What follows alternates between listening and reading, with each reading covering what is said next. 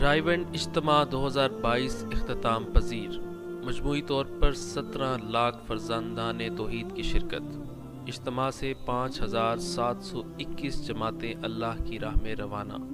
Message T V کے ذریعے 10 لاکھ سے زائد افراد کی دنیا بھر سے اجتماع میں آن لائن شرکت۔ رائیونڈ اجتماع 2022 کا دوسرا مرحلہ 10 نومبر سے شروع ہو کر 13 نومبر کو دعا کے ساتھ اختتام پذیر ہو گیا۔ دعا کے بعد شرکاء اجتماع کی واپسی کا سلسلہ شروع ہوا، جس کے لیے مانگا روڈ، سندر روڈ اور رائیونڈ روڈ کو ون وے قرار دے دیا گیا۔ اس موقع پر سی ٹی او لاہور نے خود ٹریفک کے انخلاء کی مانیٹرنگ کی۔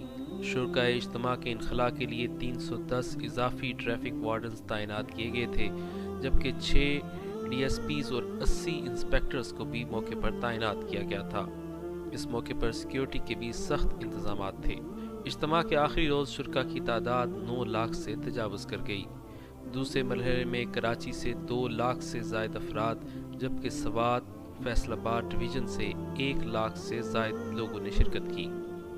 اجتماع کے اختتام پر غیر ملکی مہمانوں کی واپسی بھی شروع ہو گئی۔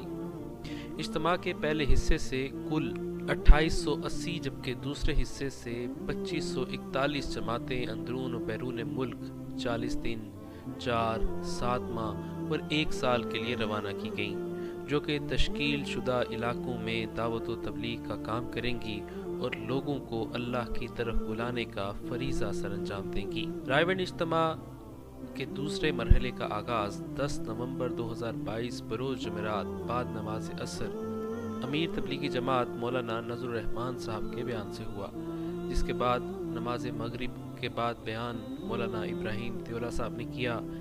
اگلے دن 11 نومبر بروز جمعہ بعد نماز فجر مولانا عبد الرحمن صاحب، جبکہ نماز جمعہ کی ادائیگی کے بعد مولانا اسماعیل گودرہ صاحب نے اجتماع سے خطاب کیا۔ نماز عصر کے بعد بنگلہ دیش سے آئے قاری زبیر صاحب نے شرکاء سے خطاب کیا، جبکہ بعد نماز مغرب تبلیغی جماعت کے معروف مبلغ مولانا احمد لاڈ صاحب نے گفتگو کی۔ 12 نومبر بروز ہفتے کا پہلا بیان بعد نماز فجر مولانا ربیع الحق، ظہر کے بعد بھائی فاروق، عصر کے بعد مولانا ظہیر الحسن، جبکہ 5 نومبر کا آخری بیان بعد نماز مغرب مولانا ابراہیم دیولہ نے کیا۔